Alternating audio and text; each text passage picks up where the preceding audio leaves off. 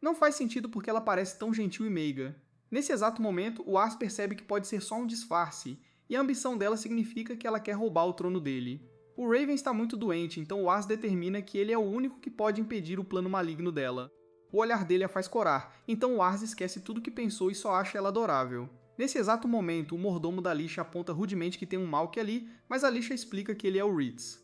As histórias de suas façanhas no campo de batalha são lendárias, então ela força o mordomo a se desculpar.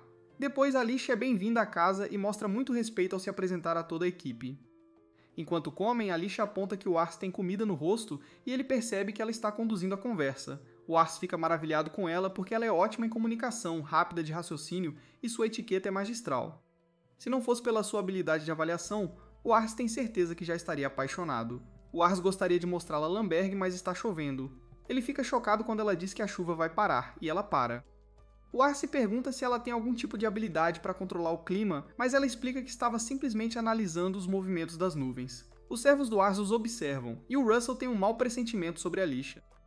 A Charlotte elogia os instintos dele, pois ela também tem a sensação de que a garota pode ser perigosa. Mais tarde, o Ars leva a Lixa para conhecer Lamberg, onde todos ficam encantados em conhecer sua noiva. Todos querem celebrar, então o Ars pensa em como não pode dizer a eles que a Lixa pode ser uma ameaça ao domínio deles. Uma discussão começa ali perto, e o Ars decide que, como próximo senhor desta terra, ele deveria tentar resolvê-la. No entanto, ele tem certeza que se falhar, a Lixa usará isso como uma oportunidade para minar sua autoridade. A Charlotte aparece e se oferece para lidar com a situação com um ataque mágico. A Lixa a convence a não fazer isso e fica maravilhada com ela, pois é fã da famosa maga. O Russell fica decepcionado quando a Charlotte parece esquecer suas suspeitas simplesmente pela bajulação da Lixa. A Lixa se oferece para resolver a discussão, mas gostaria que o Ars lhe fizesse um favor se for bem sucedida. Ela nem diz qual é o favor, apenas vai resolver. A Lixa começa se apresentando explicando que vai casar com o Ars. Ela então se oferece para comprar os materiais que eles estavam discutindo, já que o país dela não pode minerá-los sozinha. Além disso, o país dela tem um lugar para minerar os materiais que um dos caras precisava, então ela se oferece para vender alguns para ele por um preço bem razoável. Isso resolve tudo, e a Lixa chocantemente dá todo o crédito ao Ars pela ideia. Como um bom líder, porém, o Ars supera o choque rapidamente e instrui todos a usarem contratos em negociações futuras para evitar problemas como esses. A Lixa diz que não é grande coisa quando o Ars a agradece, e ele percebe que a diplomacia dela é realmente de outro nível.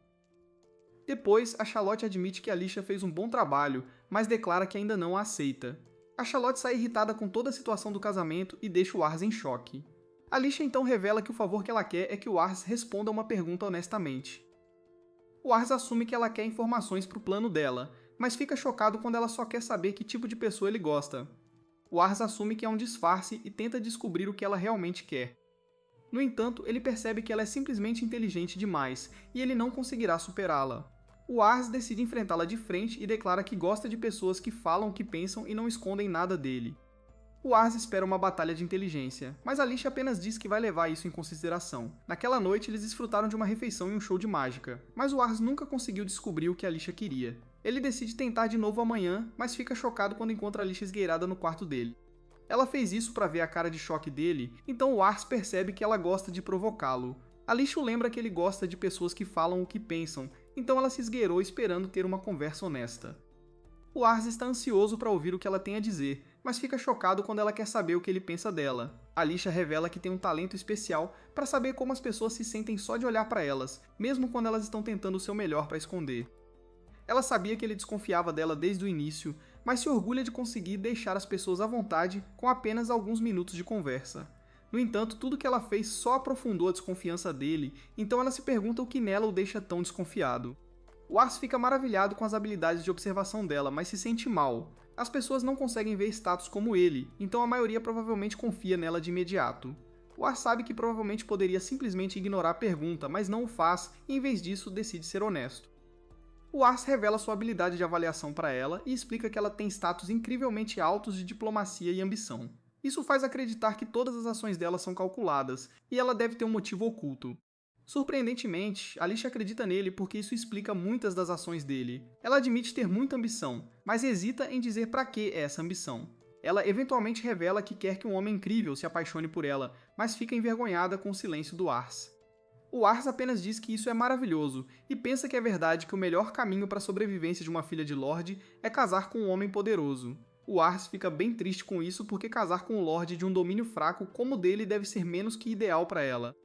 Pela primeira vez, Alicia consegue saber o que o Ars está pensando. Então ela o assegura que se o achasse um idiota inútil, ela teria feito o que fosse necessário para quebrar o noivado. Passar tempo com o Ars mudou a opinião dela, então ela realmente deseja casar com ele. O Ars chocado a lembra que o território dele é pequeno, mas ela tem certeza que isso vai mudar. Ela vê muito potencial no Ars, mas ele acredita tudo às pessoas incríveis ao redor dele. É exatamente isso que ela quer dizer. Todos amam o Ars pelo que ele é, e ele nem precisa tentar. Isso é muito importante em um bom Lorde, e Alicia admite amá-lo da mesma forma que todos os outros.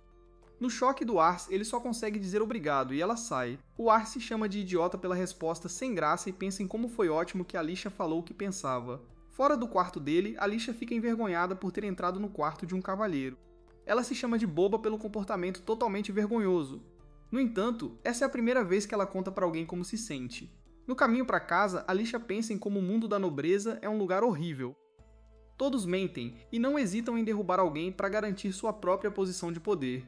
Alicia sempre odiou sua habilidade de sentir esses sentimentos neles. No entanto, Alicia descobriu que se um homem forte com poder político se apaixona por alguém, então eles podem escapar daquele lugar horrível.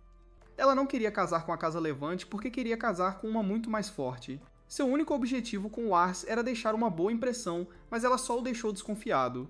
Ela nunca conseguia saber o que o Ars estava pensando, mas uma coisa durante a visita dela mudou sua opinião sobre ele. Um dia, o Ars achou que os pés dela estariam doendo de tanto andar, então ele trouxe algo para ajudar com quaisquer bolhas. Foi aí que ela percebeu que a bondade dele é ilimitada e não está ligada a nenhum posto ou posição. Que as pessoas do domínio dele o tratam como família, então ela quer fazer parte desse mundo.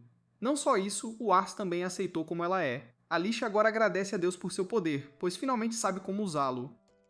Ela tem certeza que as pessoas vão querer se aproveitar da bondade do Ars, e é por isso que ela quer estar ao lado dele. Se alguém tentar atrapalhar o belo mundo que ele está construindo, então ela jura esmagar cada um deles. Aí descobrimos que o Ars e Alicia começaram a trocar cartas, e discutiram o último encontro deles. Ela lembrou que ele nunca respondeu à sua declaração de amor, mas ela não queria pressioná-lo. Em vez disso, ela declarou que faria o seu melhor para fazê-lo se apaixonar por ela à primeira vista. Um par de anos depois, descobrimos que o Ars tem agora 11 anos. As coisas não estão indo tão bem, pois a condição do Raven piorou severamente.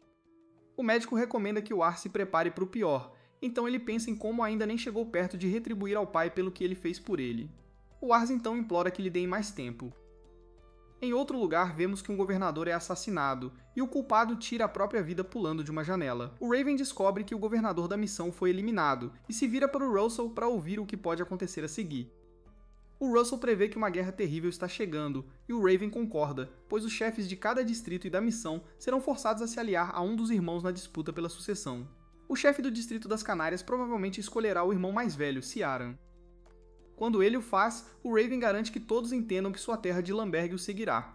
O Raven tenta fazer os preparativos, mas não está em condições de se mover. Mais tarde, o chefe do distrito das Canárias convoca o Raven com uma carta. O Ritz se oferece para ir porque o Raven não pode, mas o Ars declara que desta vez ele irá. Nosso grupo chega para encontrar o chefe do distrito das Canárias, mas o guarda no portão está cético. O Ars é bem novinho, então ele questiona se o Ars é mesmo da Casa Levante. Nesse momento ele reconhece a Dama das Chamas de Levante, e o Ars percebe que a Charlotte é realmente famosa. O cara fica chocado ao reconhecer o Ceifador de Levante, e os outros não acreditam que o Ritz tem um apelido tão assustador. O nome faz o Ritz parecer mais perigoso do que ele gostaria, mas o guarda acha que combina bem com ele. Estar com eles é prova suficiente para o guarda, então eles são permitidos a entrar. Um servo do chefe do Distrito Canário se apresenta como Minas. Ele deseja boa saúde ao Raven, e o Ars usa sua habilidade nele. A média de todas as suas estatísticas é bem alta, então ele é um faz-tudo. Minas fica impressionado com os retentores do Ars, então ele gostaria que eles servissem à casa deles. Eles rejeitam a oferta, porém, e explicam que juraram lealdade à Casa Levante.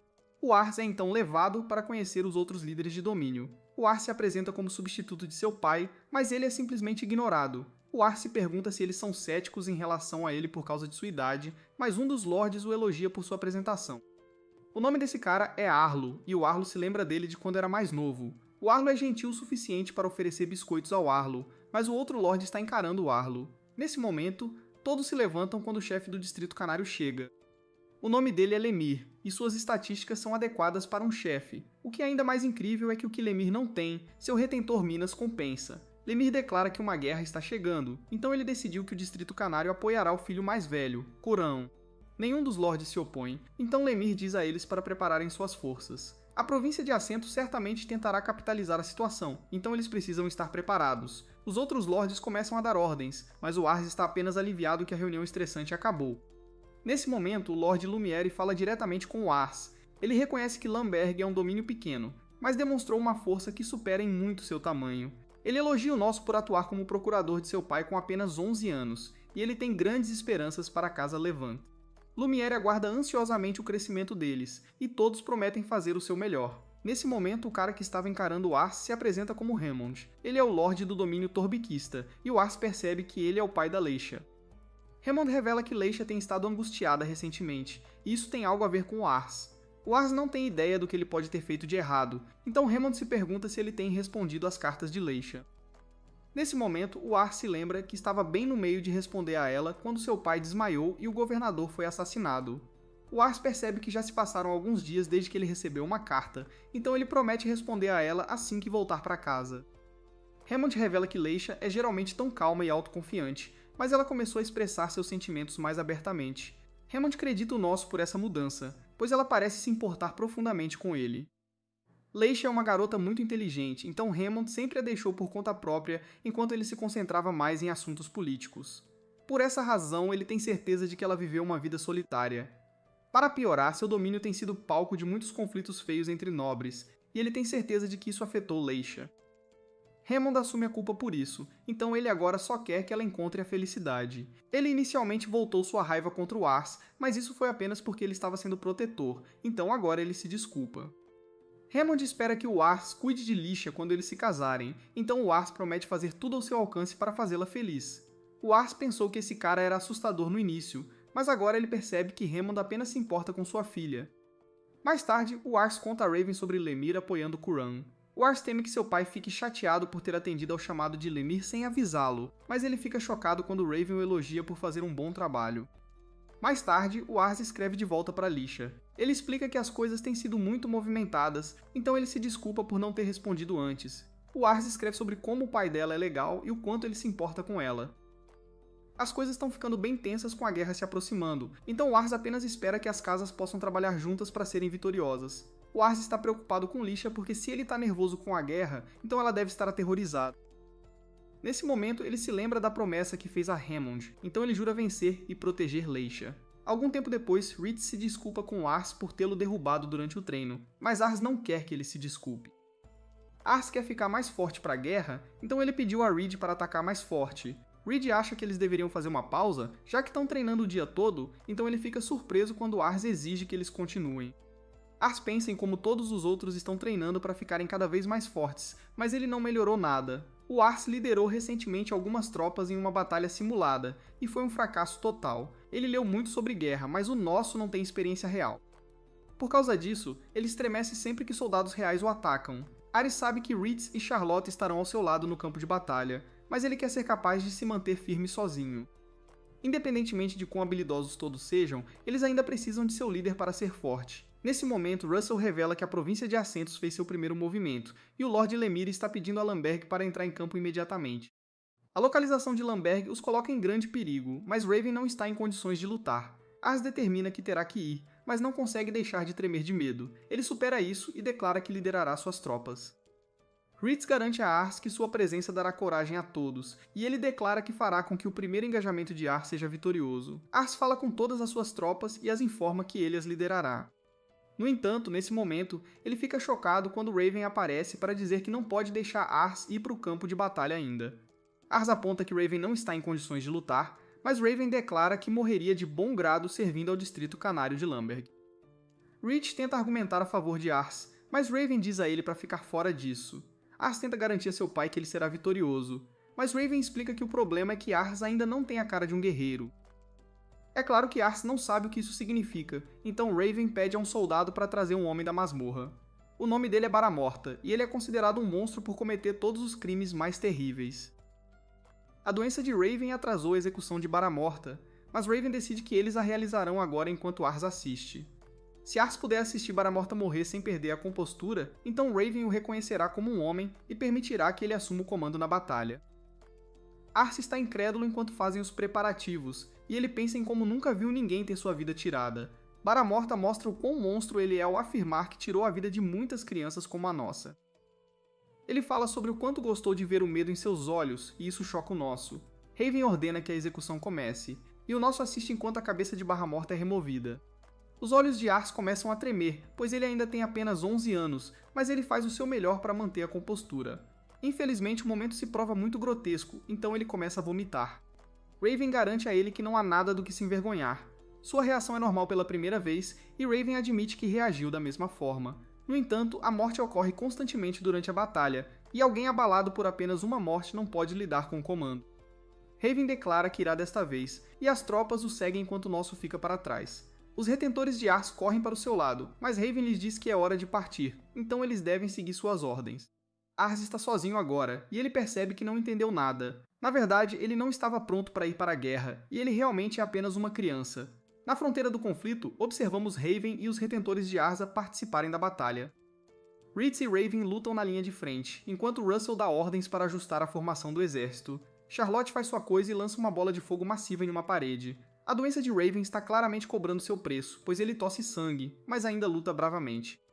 O inimigo superava o exército canário em 50%, mas as forças de levante lideradas por Raven permitiram que eles tomassem a fortaleza que procuravam. A batalha durou mais de um mês, e Raven retornou 4 dias após o 12º aniversário de Ars, mas ele estava em péssimas condições. Os irmãos de Ars temem que ele morra, e Ars vai falar com seus retentores. Ele explica a Ritz que foi ferido durante o treino e pergunta sobre seu pai. Ritz explica que Raven lutou heroicamente, mas sua saúde já debilitada cobrou seu preço assim que a luta acabou. Ars se culpa por não ser forte o suficiente para ir em seu lugar, mas os outros o lembram que Raven já estava doente. Ars pediu para ser informado se a condição de Raven mudar e vai treinar mais. Ritz aponta que já está ficando tarde, mas Ars não se importa. Todos estão preocupados com Ars, pois ouviram que ele se jogou de cabeça no treinamento diário. Nesse momento, os outros ficam chocados quando Leisha chega à porta da frente deles. Ela está realmente preocupada com o nosso, pois notou uma mudança nas cartas que ele tem enviado recentemente. Sua escrita costumava ser gentil e calorosa, mas agora ele parece distante. Ela se pergunta se algo está errado, então Rita pede que ela não se ofenda quando ele disser que Arce tem seus motivos. Leisha fica chateada e explica que não está ofendida. Ela está apenas preocupada. Ela desesperadamente quer saber o que há de errado, então todos concordam em contar a ela. Eles contam sobre a execução e sobre como Arce se sente culpado por piorar a condição de Raven. Leisha se culpa por não ter ajudado Arce mais cedo em seu momento de necessidade, então ela implora para que lhe digam onde ele está. Leisha vai animadamente ver Arce, mas ele está no meio de um treinamento intenso. Depois que ele desmaia no chão, Arce é informado que ele não pode fisicamente aguentar mais treinamento. Arce se recusa a parar e aponta que seu pai lutou em uma batalha real em piores condições. Arce desesperadamente quer proteger a todos como seu pai, então ele continua treinando. Os outros ficam surpresos quando Leisha decide não falar com ele, então ela explica que agora não é o momento certo. Nesse momento, o grupo é informado que Raven recuperou a consciência. Russell quer dar a boa notícia ao nosso, mas acontece que Raven quer falar com os 3 primeiro. Raven fala com eles casualmente, então Charlotte se pergunta quem é esse cara. Raven explica que não está falando com eles como seu Lorde agora e apenas quer saber se eles gostam de suas vidas na casa. É como um paraíso para eles, o que Raven fica feliz em ouvir, mas ele revela uma má notícia. Ele explica que não lhe resta muito tempo neste mundo, então ele quer lhes dizer algo. Ele não esperava muito quando Ars os trouxe pela primeira vez, mas eles se tornaram pilares vitais para seu domínio.